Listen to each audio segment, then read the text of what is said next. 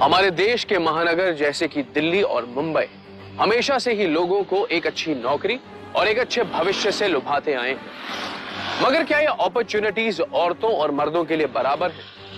शायद नहीं। आज भी अकेली रहने वाली कामकाजी औरतों को अकेले रहने वाले कामकाजी मर्दों से कहीं ज्यादा संघर्ष करना पड़ रहा है।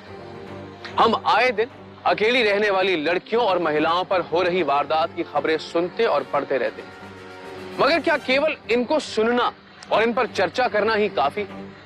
क्या हमने कभी यह जानने की कोशिश करी कि आखिर इन सब का कारण क्या है या फिर इन सब समस्याओं का समाधान क्या है? आज इन्हीं सब सवालों के जवाब ढूंढेंगे हम प्राची गुप्ता की सच्ची कहानी और काल्पनिक पात्रों द्वारा जिंदगी की हकीकत से आमना सामना में। पिछले 6 महीने से जिस फ्लैट में मैं रह रही हूँ वहाँ मुझे किसी तरह की परेशानी नहीं थी। वहाँ की सोसाइटी और सोसाइटी के मेंबर्स सब कुछ बहुत अच्छा था। लेकिन पिछले 2 महीने से मेरे साथ जो हो रहा है वो सही नहीं हो रहा। उस सोसाइटी में ऐसा कोई है जो नहीं चाहता कि मैं वहाँ पर शांति से रहूं, और ऐसे में जहाँ सोसाइटी को मेरी मदद करनी चाहिए वहीं वो चाहते हैं कि मैं फ्लैट खाली कर दूं। मुझसे वो फ्लैट खाली करवाया जा रहा है। लेकिन मैं कमजोर नहीं, मैं इस प्रॉब्लम का डट कर सामना करूंगी, भागूंगी नहीं।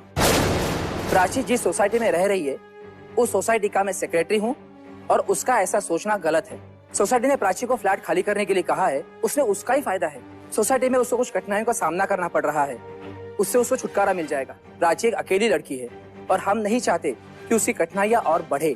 आज तो छोटी छोटी चीजें हो रही है, कल को अगर बड़ा हादसा होता है तो उसकी जिम्मेदारी कौन लेगा? जिंदगी की हकीकत से आमना सामना के इस फोरम में आप सबका बहुत बहुत स्वागत है। आज के इस फोरम में अपने सवालों के जवाब ढूंढते आई हैं मिस प्राची गुप्ता, जो पेशे से एक सीए हैं। मूल रूप से वो उत्तर प्रदेश के सहारनपुर की निवासी हैं और आजकल वो मुंबई में ही रहती हैं।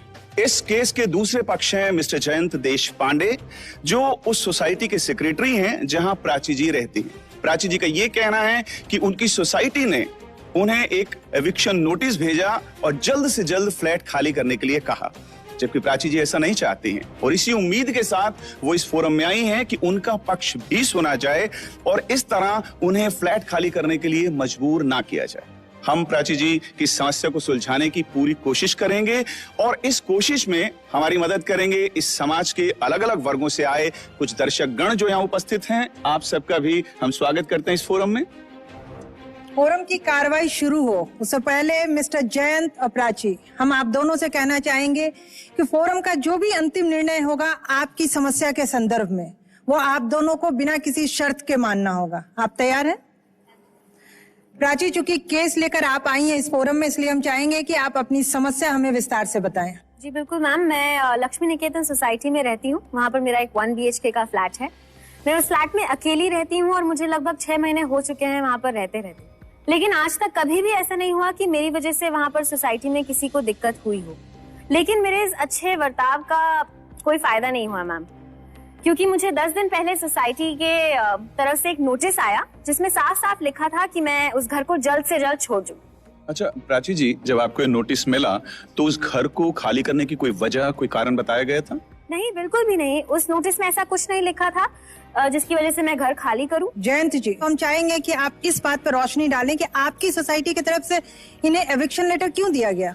हमने जो कुछ भी किया है वो सब कुछ प्राची की भलाई के लिए ही किया है। मैडम, हम चाहेंगे कि कुछ भी कहने से पहले आप इस फोरम को अपना परिचय दें। मैं भारती देशपांडे, जयंत जी की पत्नी। भारती जी, आप जरा विस्तार से बताएं कि आप एविक्शन लेटर भिजवाकर आखिर इनका क्या भला करना चाहती थी? एक सेकंड, मैं सांगतो। प्राची जी हमारी सोसाइटी के एक विंग में 15 नंबर फ्लैट में अकेले रहती है। जैसे कि उसने कहा कि वो 6 महीने से रह रही है। शुरू के 4 साढ़े 4 महीने कोई प्रॉब्लम नहीं थी, पर पिछले 1.5 महीने से उनकी कंप्लेंट हमारे पास आ रही है। जैसे कि कोई उनकी डोरबेल बजा के भागता है, दूध का पैकेट सुबह आता है तो वो कोई फाड़ देता है। हालांकि ये सब छोटी मोटी घटनाएं हैं, इसमें परेशानी की बात नहीं है, पर अगर ये परेशान हो रही है तो हमने ऐसा सोचा कि ये फ्लैट खाली करके कहीं शिफ्ट हो जाए। That's it. प्राची, पिछले कुछ हफ्तों से जो कुछ भी हो रहा है आपके साथ, हम चाहेंगे आप खुलकर हमें बताएं। देखिए, दूध का पैकेट फाड़ना या फिर डोरबेल बजाकर भाग जाना, इन सब बातों से मुझे परेशानी जरूर होती है। लेकिन मैं परेशान इस वजह से हूँ क्योंकि मैं डर गई हूँ। मुझे ऐसा लगता है कि उस सोसाइटी में कोई है जो जानबूझकर मुझे उस सोसाइटी से बाहर निकालना चाहता है। इसीलिए हम चाहते हैं कि तुम वहां से शिफ्ट हो जाओ ना। तुम्हें जो छोटी मोटी परेशानियां हो रही है वो खत्म हो जाएंगी, और जो भी बंदा पता नहीं कौन है क्या है इनके साथ मजाक कर रहा है तो वो भी बंद हो जाएगा। जयंत जी मेरी छोड़िए आप ये बताइए कि अगर आपके परिवार में आपकी लड़की के साथ ऐसा होता तब भी आप यही डिसीजन लेते,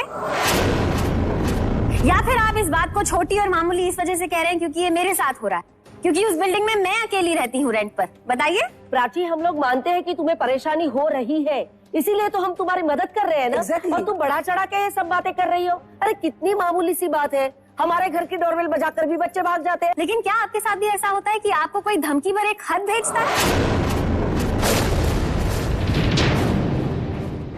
बिल्कुल मैम, मुझे ऐसे खत मिलते हैं जिन खतों में साफ साफ लिखा है कि ये घर छोड़कर चली जाओ नहीं तो तुम्हारे साथ बुरा होगा। या मुझे एक बात बताइए, क्या आपके साथ भी ऐसा होता है कि रात को कोई पत्थर मार के आपकी खिड़की का शीशा तोड़ देता है और आपकी नींद खुल जाती है? बोलिए, होता है आपके साथ? प्राची, आज तक हमारी सोसाइटी में ऐसा कभी नहीं हुआ है। बिल्कुल ऐसा नहीं हुआ है, लेकिन मेरे साथ ऐसा हो रहा है। क्या प्रूफ है?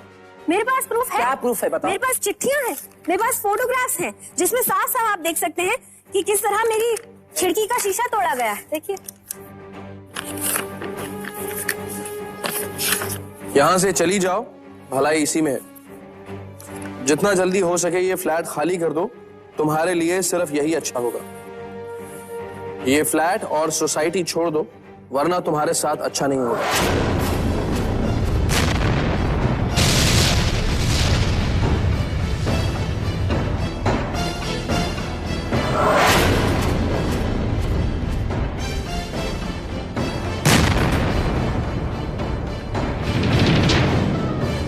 देखिए जयंत जी, ये तस्वीर, ये नोट जो हमारे सामने हैं, जिन्हें अभी विक्रम ने पढ़ के सुनाया है, इनसे ये बिल्कुल बात साफ है कि मामला बहुत गंभीर है। ये उतनी छोटी बात नहीं है जितना आप लोग कह रहे हैं। बिल्कुल। और जयंत जी, आप तो सोसाइटी के सेक्रेटरी हैं और उस ओहदे पे होने के नाते आपका फर्ज बनता था कि इस मामले को गंभीरता से लें, उस पर फौरन कार्रवाई करें। फिर क्यों नहीं किया आपने? मैम कार्रवाई तो हम मैम लोगों ने कार्रवाई करी तो है इन्होंने। मुझे एविक्शन नोटिस भेजा है, कहा है कि घर जितनी जल्दी हो सके उतनी जल्दी खाली कर दो। इतने शॉर्ट टाइम में मैं वो घर कैसे खाली करूंगी, कभी सोचा है आपने? 2 दिन का नोटिस नहीं दिया गया था तुम्हें प्राची कि अपना सामान समेटो और निकल चलो? अरे 15 दिन का नोटिस दिया था, और 15 दिन कुछ कम नहीं होते जी। अनिल जी, मैं यहाँ पे प्राची जी से कुछ पूछना चाहती हूँ। जी हाँ, पूछिए।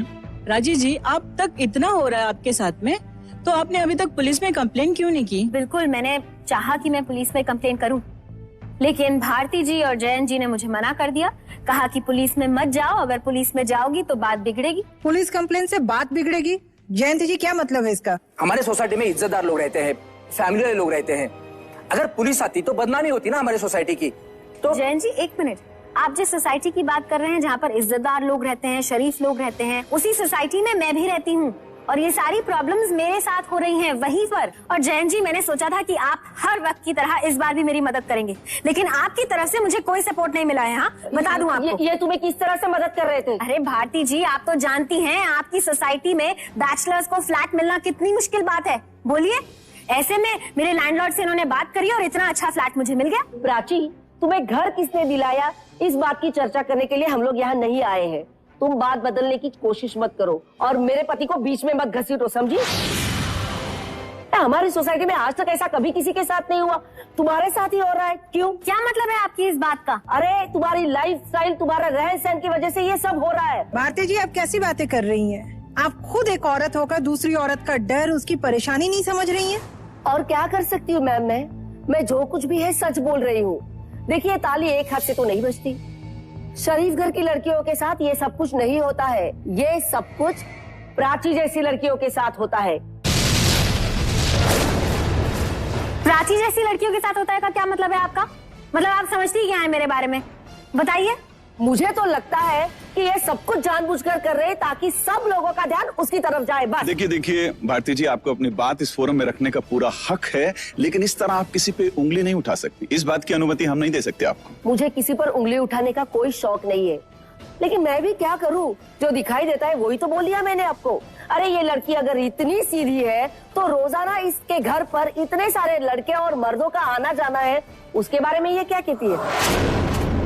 प्राची जी बोलिए, क्या भारती जी का ये कहना सही है? बोलिए।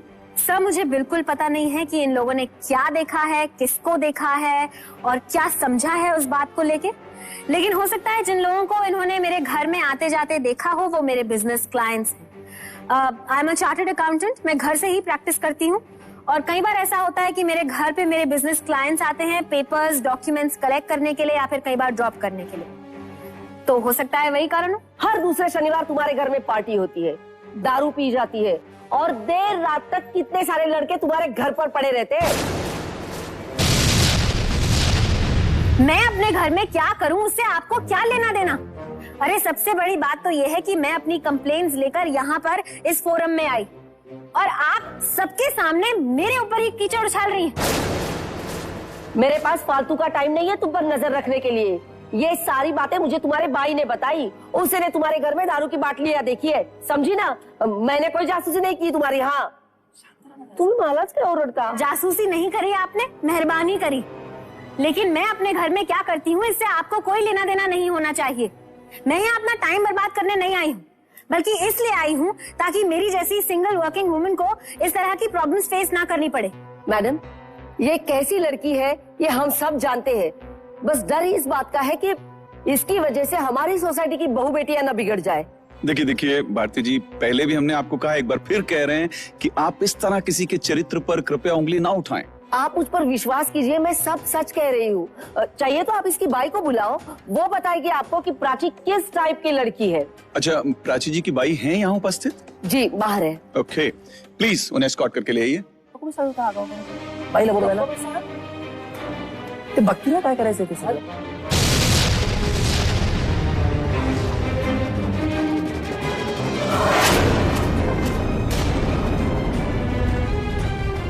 सबसे पहले इस फोरम को अपना परिचय दीजिए। मैडम मेरा नाम शांति है, मैं प्राची दीदी के घर में काम करती हूँ। शांति, तुम इन सबको बताओ उस दिन इसके घर में क्या हुआ। किसी को डरने की कोई जरूरत नहीं है, वैसे भी प्राची अपनी सोसाइटी छोड़ के जा रही है। भारती जी आप प्लीज शांत हो जाइए। आप इस तरह के किसी भी निर्णय पे ना पहुंचे कि प्राची को फ्लैट खाली कराना चाहिए या नहीं। प्लीज आप बैठिए अपनी जगह पे। शांति, आप बिना किसी के डर के, बिना किसी के बहकावे में आए, जो भी बात है आप इस फोरम को बताइए। जी मैडम, प्राची दीदी के घर में पार्टियां होती हैं और लड़के देर रात तक रुकते हैं, दारू पीते हैं, ये तो मुझे पता था, लेकिन पिछले दिनों जो मैंने अपनी आंखों से देखा है उसे तो बोलते हुए भी मुझे शर्म आ रही है। नहीं, बोल तू बोल ना, शर्म किस बात की आ रही है तुझे? बोल, मैं भी तो सुनूं क्या बोलना चाह रही है तू। मैडम एक दिन रोज के समय से पहले मैं काम पे इनके घर पे आ गई तो मैंने देखा एक अच्छा खासा जवान लड़का इनके घर में रुका था और रात भर इनके कमरे में ही सोया था। वो तो मैंने उस दिन देख लिया, हो सकता है इसके पहले भी। इतना सब कुछ होने के बाद भी ये लड़की बोलती है कि हमने गलत किया उसे फ्लैट छोड़ने की नोटिस देकर। हाँ अरे बस करिए भारती जी, बस करिए, बहुत बोल ली आप। मतलब यहाँ आप सबके सामने मुझ पर उंगली उठाए जा रही हैं। इतनी गंदी सोच है आपकी, मैंने सोचा तक नहीं था। और शांति तू, हाँ तू तो मेरे घर में काम करती है ना, मेरे लिए मन कर रहा है यही चाटा मारूं तेरे मुंह पे। मैम वो लड़का मेरा भाई है विनीत, जो पुणे में पढ़ाई कर रहा है और दिवाली की छुट्टियों में घर वापस जाने के लिए मेरे घर पर रुक गया क्योंकि उसकी ट्रेन मुंबई से थी। लेकिन ये बताओ, पार्टी के नाम पर कितने सारे लड़के देर रात तक तुम्हारे घर में पड़े रहते हैं, उसके बारे में क्या कहना है, कहो। अरे वो जो लड़के मेरे घर में रुकते हैं वो मेरे दोस्त हैं, और पार्टी की बात तो आप ऐसे कर रही हैं जैसे आस पड़ोस के किसी घर में पार्टी होती नहीं है। आप लोगों के घर में पार्टी होती नहीं है क्या? इस वजह से आप इस बारे में यहाँ पर जिक्र कर रही हैं क्योंकि मैं अकेली रहती हूँ और मेरे घर में पार्टी होती है। ऐसी बात नहीं, पार्टी हमारे घर में होती है पर हम शरीफ लोग हैं। मतलब मैं शरीफ नहीं हूँ? आप सुन रहे हो ना ये क्या हो रहा है? मतलब म्यूजिक चलाया और डांस किया, अगर मुझे तकलीफ होती है, अगर हमारे बच्चे लोगों को तकलीफ होती है तो क्या हम लोग म्यूजिक सुने? एक मिनट, हम शरीफ